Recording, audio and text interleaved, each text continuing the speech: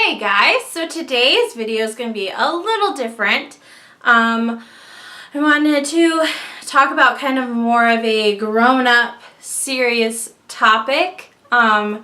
So for many of those who have watched my videos for a while, you have been able to tell that even though my husband and I have been married for 3 years now, just over, we don't plan on having children. And so I wanted to talk to you guys about that today. So first, let's talk about expectations. So the world in general has the expectation of you fall in love, you get married, you have babies. I mean, I even grew up pretty much my whole life saying, yeah, I'm gonna get married and I'm gonna have kids. Like, 2 to 4 kids, that's the dream. My husband and I both grew up in religious households. I was Wesleyan, he was more like Methodist, just Christian household. And so of course we had it shoved down our throats, our entire childhoods. You grow up, you get married, you have babies. Like, that's just how the world works. And I mean, there are some religions that, more specifically, but not saying like this is how it is for every single person of this faith, but especially with Catholics, with Mormons. I mean, you get married and you have babies and you just start pumping out them babies. Like, look at the Duggars, the Shaytards, especially with Mormons. Babies, babies, babies. To the point where Hobby Lobby is on the brink of getting shut down because they're a Mormon-owned company and they won't supply their employees with health benefits that will cover birth control because it goes against what they believe. And so, they're almost to the point where they're going to get shut down by the government because they're not following legal guidelines. I remember growing up in my church, there was a couple, I'm still friends, I'm still acquaintances with them today, that they got married and right away they were like, we're not having kids. And they've been married for going on 20 years, I want to say, and they still have no kids and they're still perfectly happy being married to each other. And I always remember they were looked at in my church like, this couple's weird. They're married, they're in love, why aren't they having kids? This is weird. And now, my husband and I are facing some of that ourselves. So, but honestly, if you look at the data, the birth rate in the US is down, to the lowest it's been in 30 years. And it's for a lot of reasons. Women are having children later. Teen pregnancies aren't that big of a thing anymore that they were just 8 years ago. It's crazy. And just, they call us millennials, are deciding not to have kids or just choosing not to because they realize that they're not in a place financially, emotionally, whatever, career driven, they're not in a place to have kids. So next, let's talk about how people react when you tell them you're not having kids. Oh, you'll change your mind. You're just still in your honeymoon phase. Don't you feel like you're missing out on something? Oh, but you'd be such a good parent. And here's one Matt got from one of his coworkers. Oh, some people just aren't cut out to be parents. And while yes, I agree that maybe I would be a good parent, I love children. I love children so much. Obviously, my new current job, I work with kids. I basically spend 8 hours a day, 4 days a week, just hanging out with kids, helping them. I love children. I love babies. If there's an opportunity for me to hold a baby, I'm like, where's that baby? I want it. But loving children and loving babies is very different than wanting them for yourself. So although everyone is going to be different, everyone's going to have their own reasons why they do or do not want kids, here are our reasons. Personally, and I know my husband feels the same way, reason number one, life is too short. I feel like I don't have enough time with my husband. I don't feel like I have enough time to go do all the things I want to do. I want to go travel and go camping, or just spend time just doing this thing or working on that or just reading. And I feel like, and yeah, a lot of people are going to call this selfish, but I have my own definition of selfish I'll get into later. But yeah, I don't feel like sharing my time. Time is so precious and life goes so fast. I mean, I'm only 28 and I have come to the harsh realization, life is too short. And yeah, I don't feel like I have enough time with my husband, time with my best friend, time with just myself, just to, I mean, there's just too many books. There's too many books to read in the world, and there's too many shows to watch. But I don't want to lose the ability to just be like, do you want to go here for the weekend? Sure, let's just go. Let's just pick up and leave. Just pack a bag and go. Not have to worry about whether our kid has school or if they can do what we want to do, or like age appropriate stuff. Like, yeah, I want to be able to just do what I want to do. I'm also very happy with my marriage life. My life, I guess I should separate those two. I'm very happy with my job. I'm very happy with my cat, with my husband. Like, I'm so in love with him and so happy. I don't feel like I'm missing anything. And that seems to be a huge reason why people have children, is they feel like they're missing something. Like, their marriage isn't complete unless they have a kid. Their life isn't complete unless they have a kid, unless they have a smaller version of them that they can brag about and be like, oh, look at my kid, look what he did, she's so smart. Like, I don't need a child to validate myself or my existence. Like, I see it every day on Facebook. People it's like, if they don't share how smart their kid is or share pictures of them and their kids, it's like they don't exist. Like, it's like they feed off of the fact that they have a child. Just like makes everything better. And I get that having kids for some people is life-changing and it is all-encompassing and they love it. And I mean, that is amazing. If that's what you're passionate about, go for it. Like, be the mom that does everything, like, or the dad, But just for some people, that kind of lifestyle is not appealing. And another thing on that note is when people try to have kids to fix something, to fix a marriage or to fix a sense of, I don't know, like a bucket list thing. Like, oh, I haven't done that, I have to do that, or I'm not complete. Like, a child, a baby is not a Band-Aid. They're this whole other person that you've brought into this world. And I think some people just don't recognize that. Like, you're creating a whole nother human being who has to go through their life and deal with these things. And if they were just your Band-Aid fix for a troubled marriage or trying to compete with your siblings, or like, it's horrible. It's horrible. Reason number 2, we both had terrible childhoods.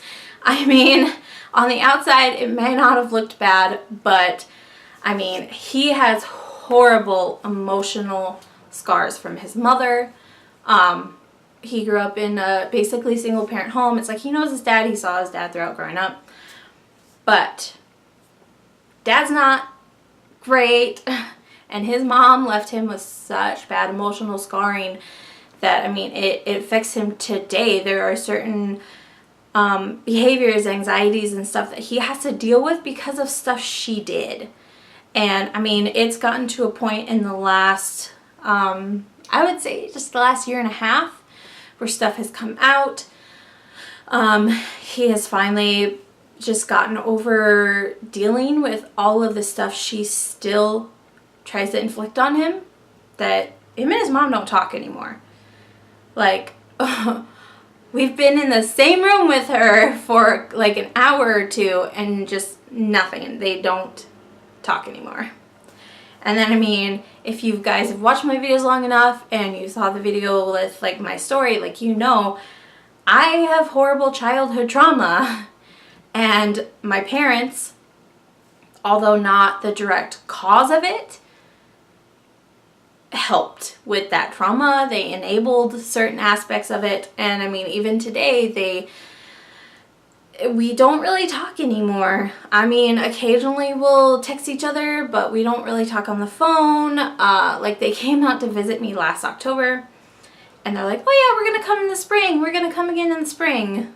That never happened, and there's no plans of them coming back out. So, and I think we've finally reached like a mutual place where we're like, I know that we're related, but we don't really like each other very much.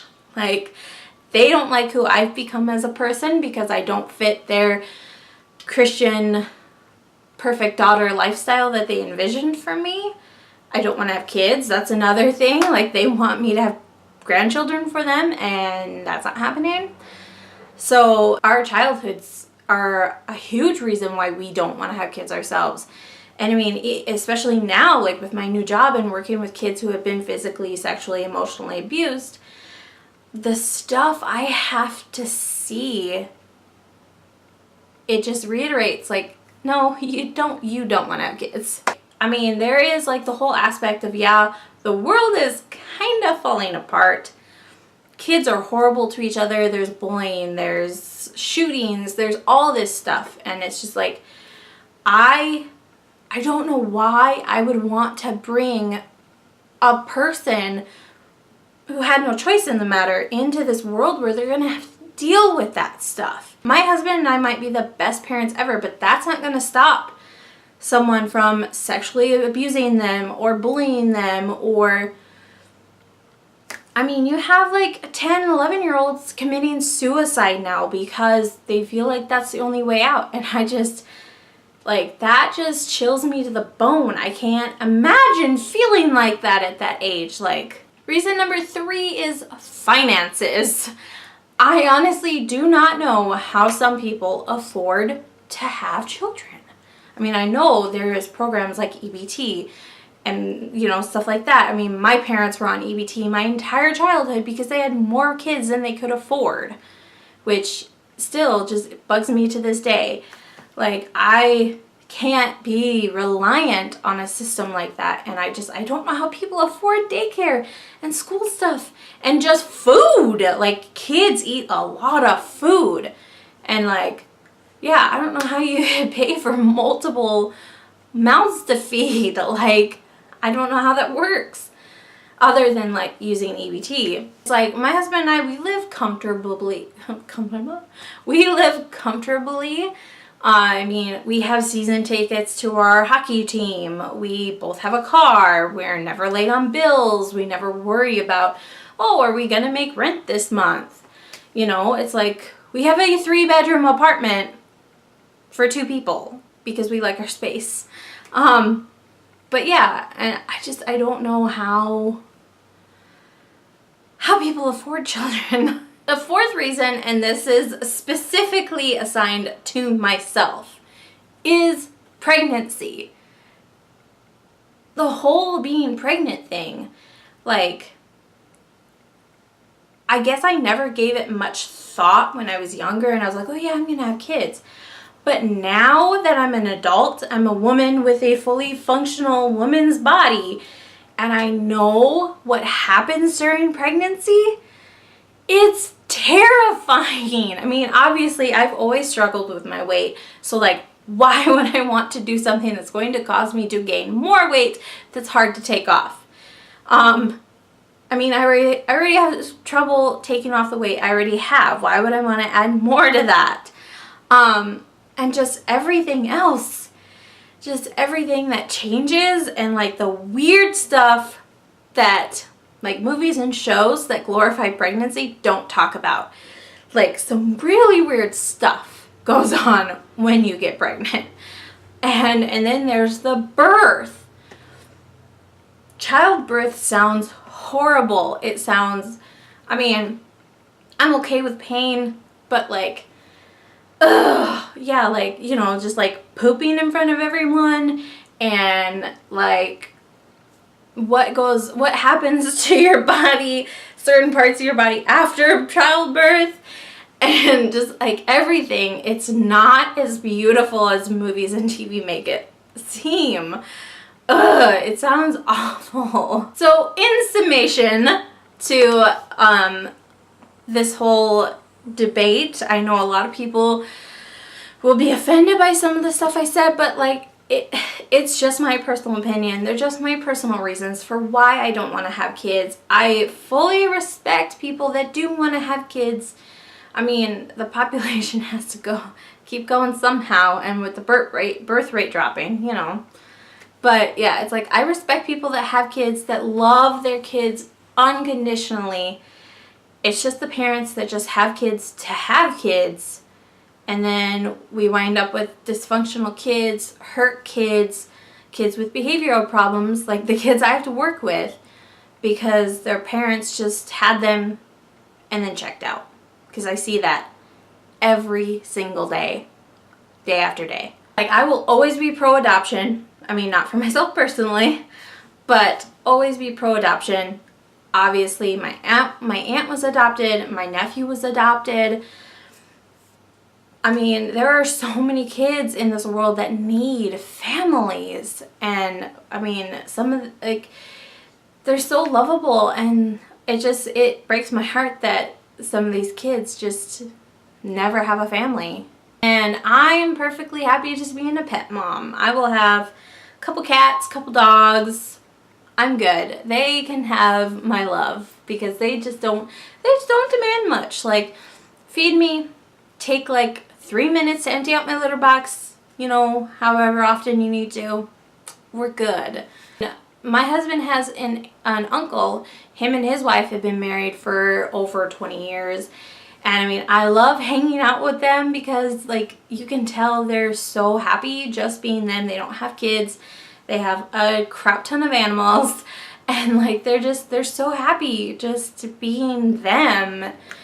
Like, I know my husband, when we were first really discussing not having kids, my husband talked to his aunt-in-law, his aunt, and asked, you know, did you ever regret it, like, not having kids? And she says, no, I love just being us with our animal kids and just, you know, living their life how they want to.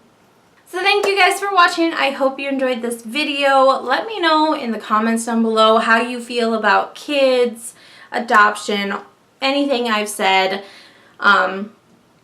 I am open to a conversation. Like I've said, these are just my opinions. I know everyone feels differently, but I get asked a lot of questions about why we're not having kids, so I figured I would just kind of address some of those.